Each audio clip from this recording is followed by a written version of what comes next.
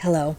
Uh, I'm laughing a little bit because I just recorded 8 minutes of a video and realized that I didn't press to record. So, yeah, there's that. It's also 1 a.m. and so I haven't been sleeping well. I've been completely stressed out. My daughter's not well, so yeah, it's been very stressful and I can't sleep. And I'm going to guess that there's a lot of people that go through the same thing. Insomnia is not something fun. And so I guess just kind of thought, I wondered if I could help somebody else that might be in the same situation. So there's a lot of us who are really stressed out. Like, I'll watch YouTube videos, but that kind of just I don't think that really helps unless it's something very calming. And I found, like, reading books, I think when other people actually read books, it can be helpful, and just reading books myself can be helpful. I've also found a new technique, or not a new technique to me, which I hadn't heard of before, and I don't even know exactly how I stumbled across it, but it's called ASMR, and it's like this tapping technique. It's like, I don't know, it's little noises that kind of make you get those tingles in the back of your head, or I don't know, whatever it is, I do find relaxing, and it's a lot of whispering like this. So it's weird. I'm not gonna lie. I was a little creeped out at first when I stumbled across it, but I also do find it relaxing, and a lot of people do find it relaxing. So I thought I might try that a little bit. Again, I've not ever done it before, or I don't know. I'm just gonna give it a try. I don't even know if I'll ever post this video, but it's something to do when I can't sleep. And so, yeah, let's get into the story. So it's Grimm's fairy tales, and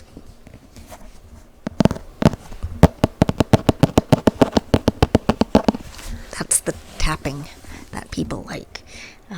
Grimm's Complete Fairy Tales, and I've not read any of them yet. I really just got the book, so I am going to read a story. We're going to read it together. I've actually read the first few paragraphs because I thought I was recording and I wasn't, but I thought it'd be kind of fun to read together and kind of, I don't know, maybe like a little bit of a reaction video on top of it. I just want to get your mind off of whatever it is you don't want to be thinking of right now.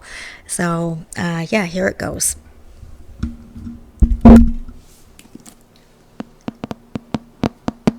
This is the tapping piece, in which I will probably not be showing my face during this because nobody wants to see that.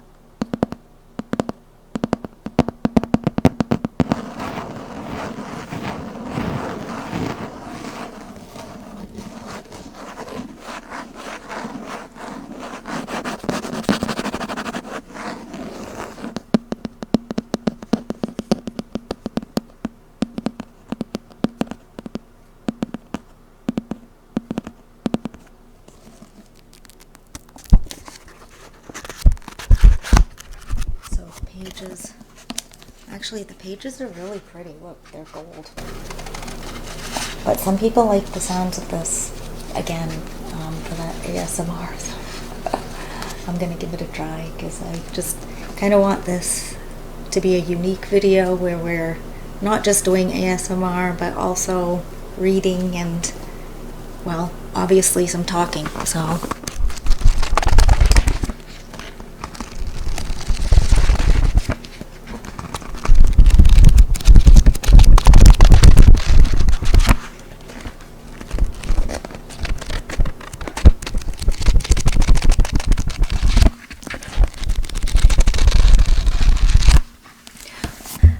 ASMR is a lot of whispering like this. So I'm probably going to whisper for this story because I think that will be more soothing. So it's going to be a little odd because not something I'm used to doing, but hey, let's give it a try. Maybe this will help relax me too. And if you want to grab a cup of tea, tea can help you sleep for sure, or help relax you. So the first story in the book is called The Frog King, or Iron Henry, which is odd. I don't know why it's called The Frog King or Iron Henry. Like, is it The Frog King or is it Iron Henry? I don't know. Okay, well, because these are the Grimm brothers, these are not going to be the typical fairy tales, because quite frankly, I find this more interesting, and I like myself a little dark humor. So let's see if we can get that from this. Okay, chapter 1, The Frog King, or Iron Henry. In old times, when wishing still helped one, there lived a king whose daughters were all beautiful. But the youngest was so beautiful that the sun itself, which has seen so much, was astonished whenever it shone in her face. Close by the king's castle lay a great dark forest, and under the lime tree in the forest was a well. And when the day was very warm, the king's child went out into the forest and sat down by the side of the cool fountain. And when she was bored, she took a golden ball and threw it up on high and caught it, and this ball was her favorite plaything. Sorry guys, I'm just very visual, and I'm like, I don't know why wouldn't she be playing with her? See, this is me. I'm gonna pick this stuff apart. It's like, wait, I thought you had, some sisters there, so why don't you play with them? Like, is it really more fun to throw your ball up and catch it than play with your sisters and maybe throw it with them? Anyway, off on a tangent. Okay, now it so happened that on one occasion the princess's gold ball did not fall into the little hand which she was holding up for it, but on the ground beyond, and rolled straight into the water. The king's daughter followed it with her eyes, but it vanished, and the well was deep, so deep that the bottom could not be seen. At this she began to cry, and cried louder and louder, and could not be comforted. And as she thus lamented, someone said to her, "What ails you, king's daughter? Your tears would melt a heart of stone." She looked round to the side from where the voice came, and saw a frog stretching forth its thick, ugly head from the water. "Ah, old water splasher, is it you?" she said. "I am weeping for my golden ball, which has fallen into the well." "Be quiet and do not weep," answered the frog. "I can help you. What will you give me if I bring your plaything up again?" "Whatever you will have, dear frog," she said. "My clothes, my pearls, my jewels, and even my golden crown, which I am wearing." "Your clothes?" Okay. The frog answered, "I do not care for your clothes." Oh, thank God. "Your pearls and your jewels, or your golden crown. But if you will love me and let me be your companion and playmate, and sit by you at your little table, and eat off your little golden plate, and drink out of your little cup, and sleep in your little bed." And sleep in your little bed. Okay. "If you will promise me this, I will go down below and bring you your golden ball up again." "Oh, yes," she said, "I promise you all you wish. And if you but bring my ball back again."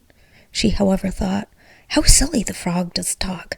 He lives in the water with other frogs and croaks, and can be no companion to any human being.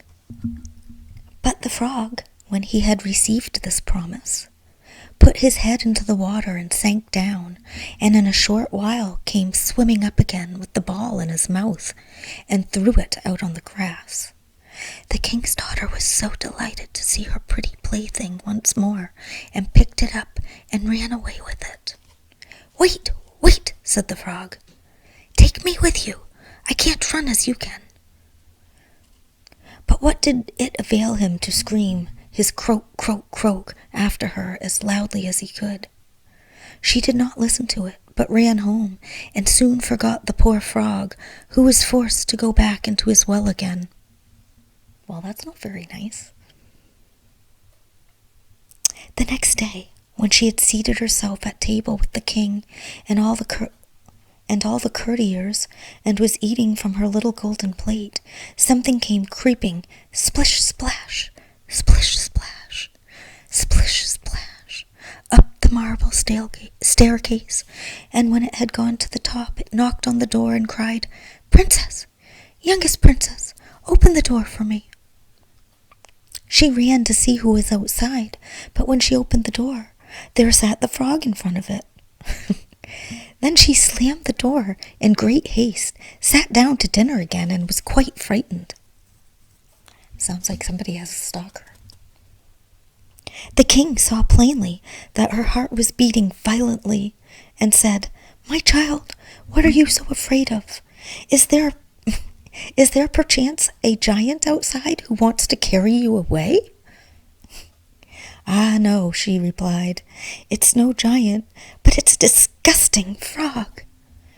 "What does a frog want with you?" "Ah, dear father, yesterday, as I was in the forest sitting by the well, playing, my golden ball fell into the water, and because I cried so, the frog brought it out again for me. And because he so insisted, I promised him he should be my companion. But I never thought he'd be able to come out of his water, and now he's outside there and wants to come into me." Yes, it said, "and wants to come into me." In the meantime, it knocked a second time and cried, "Princess, young princess, open the door for me. Do you not know what you said to me yesterday by the cool waters at the fountain? Princess, youngest princess, open the door for me." Then said the king, "That which you have promised you must perform. Go and let him in." She went and opened the door, and the frog hopped in and followed her step by step to her chair. There he sat and cried, "Lift me up beside you." She delayed, until last the king commanded her to do it.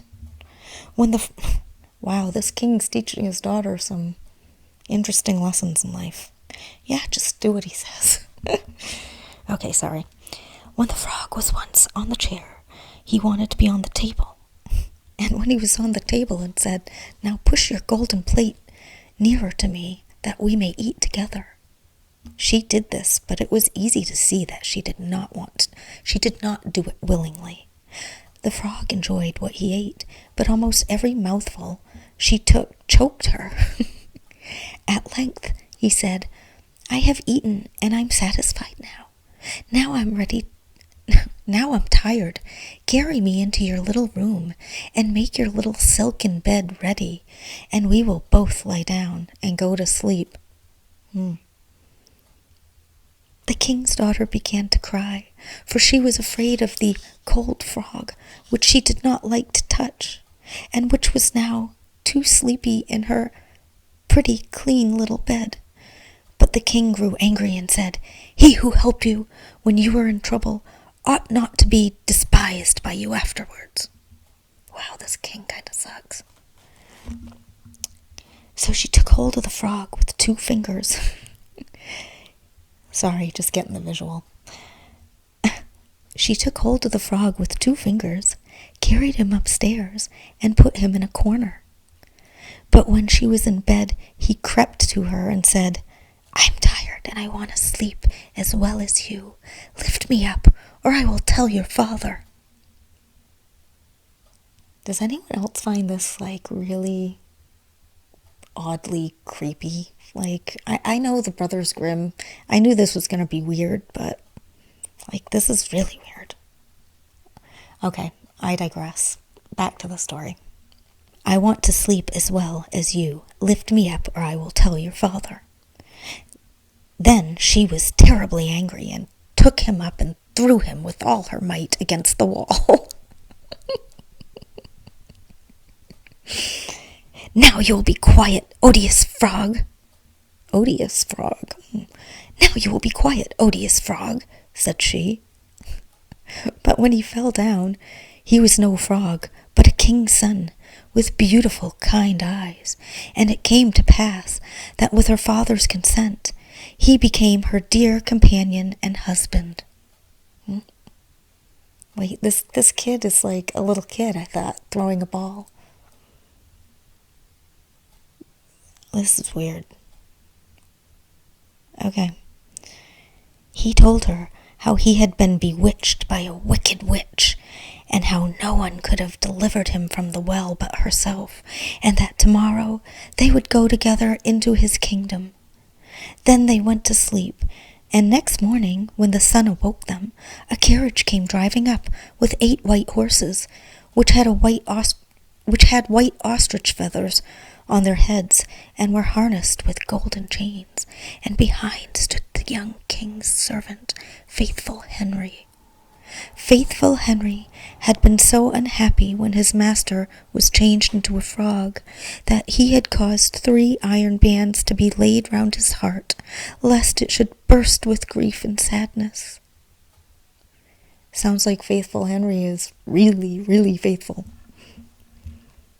The carriage was to conduct the young king into his kingdom. Faithful Henry helped them both in, and placed himself behind again, and was full of joy because of this deliverance. And when they had driven a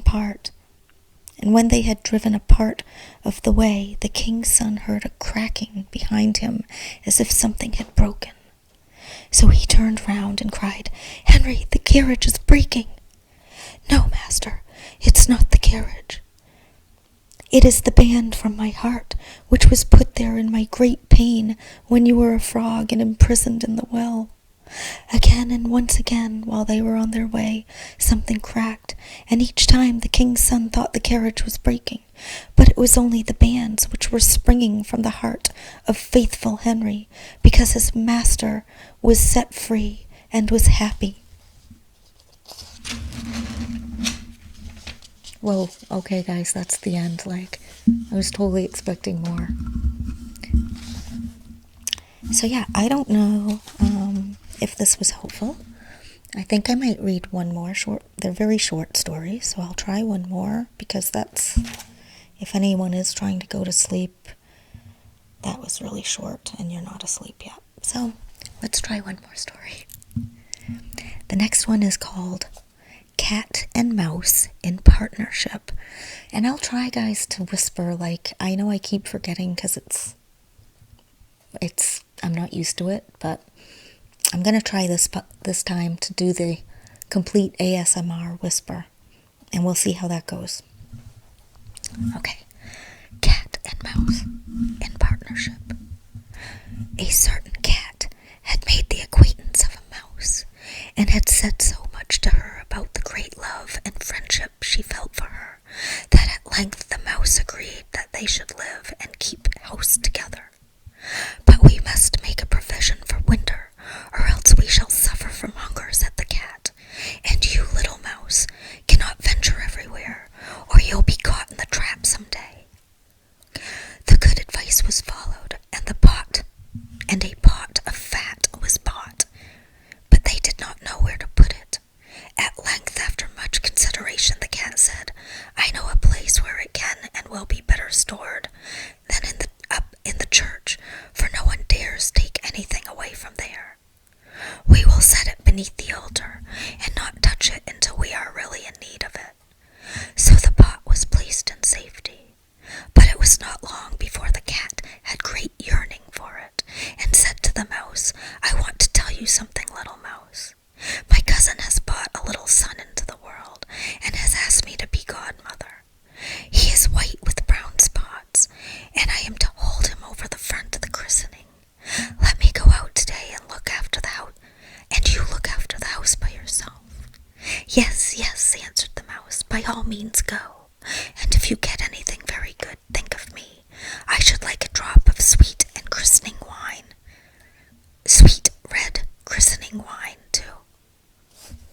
could use some sweet red christening wine too to get me to sleep. Okay, sorry. All this, however, was untrue. The cat had no cousin and had not been asked to be godmother. She went straight to the church, stole to the pot of fat, and began to lick it, and licked the top of the fat off. Then she took a walk upon the roofs of the town, looked out for opportunities, and then stretched herself in the sun and licked her lips whenever she thought of the pot of fat, and not until it was evening did she return home. "Well, here you are again," said the mouse. "No doubt you have had a merry day." "All went off well," answered the cat. "What name did they give the child?" "Top off," said the cat quite coolly. "Top off," cried the mouse. That is a very odd and uncommon name. Is it a usual one for your family?" "What does it matter?" said the cat. "It's no worse than Crumb Stealer, as your godchildren are called." Great comeback, cat, great comeback. Before long, the cat was seized by another fit of longing. She said to the mouse, "You must do me a favor and once more manage the house for a day alone. I am again asked to be godmother, and as the child has a white ring around its neck, I cannot refuse." The good mouse consented, but the cat crept behind the town walls to the church and devoured half the pot of fat. "Nothing ever seems so good as what one keeps to oneself," said she, and was quite satisfied with her day's work. When she went home, the mouse inquired, "And what was this child christened?" "Half Done," answered the cat. "Half Done? What are you saying? I've never heard of that name in my life. I'll wager anything it is not in the calendar of saints." The cat's mouth soon began to water for some more licking. Sorry, guys. "All good things come in threes," said she. "I'm asked to stand godmother again. The child is quite black, only it has white paws, but with that exception, it has not a single white hair on its whole body. This only happens once every few years. You will let me go, won't you?" "Top off, Half Done," answered the mouse. "They are such odd names, they make me very thoughtful." "You sit at home," said the cat, "in your dark gray fur coat and long tail, and are filled with fancies. That's because you do not go out in the daytime." During the cat's absence, the mouse cleaned the house and put it in order, but the greedy cat entirely emptied the pot of fat. "When everything is eaten up, one has some peace," she said to herself, and well filled and fat, she did not return home until night. The mouse at once asked what name had been given to the third child. "It will not please you more than the others," said the cat. "He is called All Gone." "All Gone!" cried the mouse. "That is the most suspicious name of all, and I have never seen it in print. All Gone! What can that mean?" And she shook her head, curled herself up, and lay down to sleep. From this time forth, no one invited the cat to be godmother, but when the winter had come, and there was no longer anything to be found outside, the mouse thought of their provision and said, "Come, cat, we will go get our pot of fat, which he has stored for ourselves. We shall enjoy that." "Yes," answered the cat, "you will enjoy it as much as you would enjoy sticking that dainty tongue of yours out of the window." What the hell? Okay, I'm going to read that again. This is just so weird. "Yes," answered the cat, "you will enjoy that. You will enjoy it as much as you would enjoy sticking that dainty tongue of yours out of the window." How the hell does a mouse stick their dainty tongue out a window? Like, Do mice even have tongues? Okay. They set out on their way, but when they arrived, the pot of fat certainly was still in its place, but it was empty.